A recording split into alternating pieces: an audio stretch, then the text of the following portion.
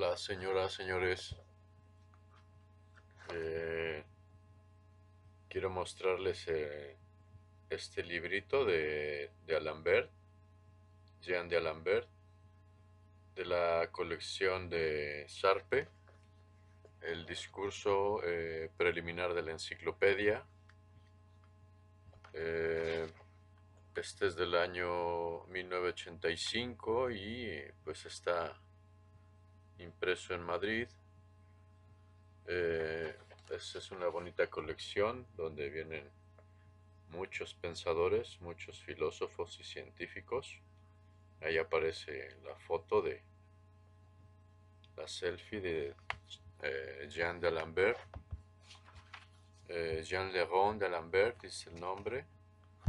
Les leo parte del índice, o más bien el índice, advertencia del autor a la edición de 1759, una nota preliminar del autor, un discurso, o más bien el discurso preliminar de la enciclopedia, una explicación luego detallada del sistema de conocimientos humanos, observaciones sobre la división de las ciencias del canciller Bacon y un sistema general del conocimiento humano según el canciller Bacon.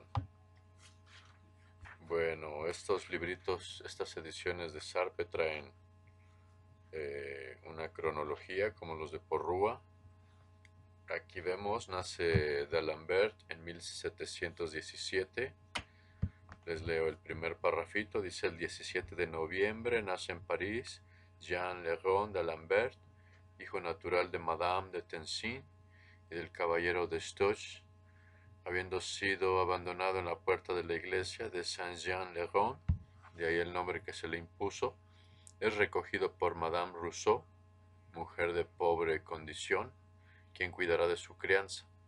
D'Alembert, que en un principio se hizo llamar d'Arenberg, jamás fue reconocido por sus verdaderos padres, pero no obstante Destoche sufragó los gastos de su educación, que de este modo pudo ser tan selecta como de cualquier hijo de la nobleza, dice. Y veamos las últimas tres fechas que aparecen. Dice, a causa de una enfermedad se hospeda provisionalmente en casa de Madame de l'Espinasse, de quien se enamora. Da a conocer anónimamente una diatriba contra los jesuitas con el título de Sobre la destrucción de los jesuitas en Francia. Luego, en 1772, es nombrado secretario perpetuo de la Academia Francesa. Desde este cargo tan prestigioso e influyente, d'Alembert promueve diversas campañas en favor de las ideas de la Ilustración. Al mismo tiempo se hace cargo de la edición de una historia de los miembros de la Academia. Y la última fecha, 1783, el 29 de octubre, muere en París, cuando ya gozaba de la reputación de ser uno de los pensadores más eminentes de la Ilustración francesa. Y bueno, leamos el primer parrafito que viene adelante: discurso preliminar de la enciclopedia. El discurso preliminar de la enciclopedia constituye la obra filosófica más acabada de Jean Léron d'Alembert. D'Alembert, que expresó su pensamiento en muchos opúsculos, posteriormente reunidos en la miscelánea de filosofía, de historia y de literatura. Ahora bien, el valor del discurso no reside ni de lejos en que sea la exposición de una filosofía personal, ni en el hecho de que en él d'Alembert pusiera la quintesencia de los conocimientos adquiridos en 20 años.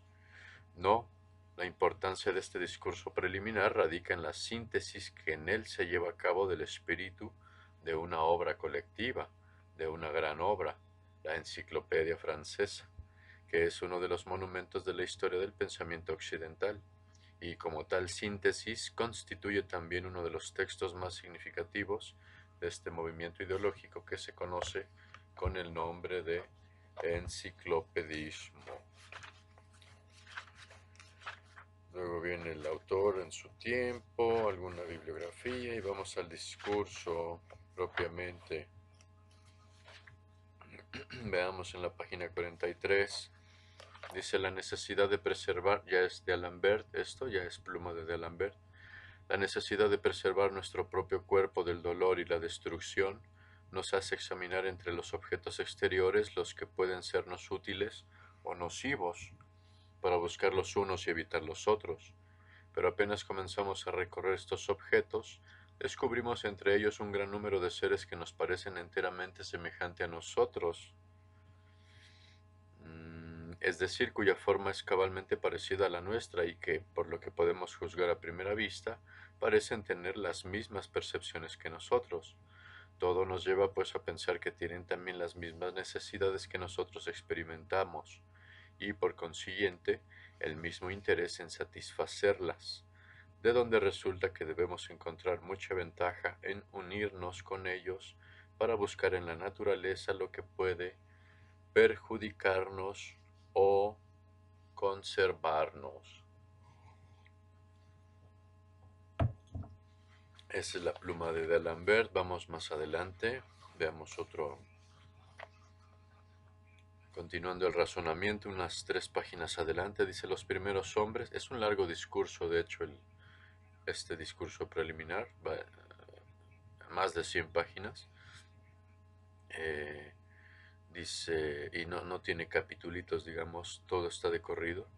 Dice: los primeros hombres, ayudándose mutuamente con sus luces, o sea, con sus esfuerzos reunidos o separados, llegaron, acaso en bastante poco tiempo, a descubrir una parte de los usos en los que podían emplear el cuerpo. Ávidos de conocimientos útiles, tuvieron que comenzar por prescindir de toda especulación ociosa. Luego considerar rápidamente uno tras otro los diferentes seres que la naturaleza les presenta, combinándolos, por decirlo así, materialmente por sus propiedades más sobresalientes y palpables. A esta primera combinación ha tenido que suceder otra más compleja, pero siempre relativa a sus necesidades, y que ha constituido principalmente en un estudio más profundo de algunas propiedades menos sensibles en la alteración y la descomposición de los cuerpos y en los usos que de ellos puede obtenerse. Vean aquí una parte donde él era matemático, por supuesto. D'Alembert era un excelente matemático. Les leo un pasaje al respecto. Dice: cuanta mayor extensión tenga el objeto que abarcan y sea tratado en forma general y abstracta, tanta mayor claridad tendrán sus principios. Por eso la geometría es más sencilla que la mecánica y ambas menos fáciles que el álgebra. Esto no resultará una paradoja para los que han estudiado estas ciencias como filósofos. Las nociones más abstractas, esas que la mayor parte de los hombres considera más inaccesibles, son con frecuencia las que llevan consigo más luz. La oscuridad embarga nuestras ideas a medida que examinamos en un objeto más propiedades sensibles. La impenetrabilidad, unida a la idea de extensión, parece presentarnos un misterio más. La naturaleza del movimiento es un enigma para los filósofos. El principio metafísico de las leyes de la percusión les está igualmente vedado. En una palabra, cuanto más ahondan en la idea que se hacen de la materia y de las propiedades que la representan, más parece que se les entenebrece y se les escapa esta idea. Vean lo que dice aquí de D'Alembert. Es tremendo. Lo que ya decía Heráclito en la antigüedad. Y cerremos con algo. Dice las diferentes... Bueno, no, es muy largo. Esta otra idea. La virtud de atraer pequeños corpúsculos que adquieren al ser frotados y la de producir en los animales una conmoción violenta son dos cosas para nosotros. Si pudiéramos remontarnos a la causa primera, sería una sola, dice. Y con esta idea cerramos. El universo, para quien supiera abarcarlo desde un solo punto de vista, no sería, si así puede decirse, más que un hecho único y una gran verdad. Vean cómo se acerca aquí de D'Alembert a el planteamiento de Leibniz, por ejemplo. Otro estupendo matemático y también estupendo filósofo. Saludos.